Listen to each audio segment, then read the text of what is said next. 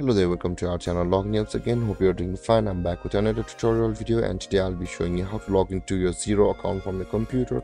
And now without further ado, let's dive right into the video. But before that, don't forget to like, subscribe and hit that bell icon for more videos. Now, to log into your Xero account from your computer, first open up your preferred browser, as I have already opened the Google Chrome, and on the search bar click over there and type in xero.com like this, or you can just simply search for Xero login on the Google itself.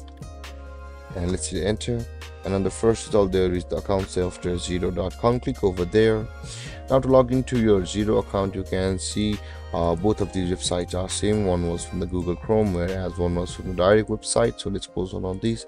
Now to log into your Xero account, on the top right corner of the screen you can see the login button available. Over here click on login, and then on this page you'll be required to enter your email address over here, and after that enter your password over here, and then click on login to sign into your Xero account.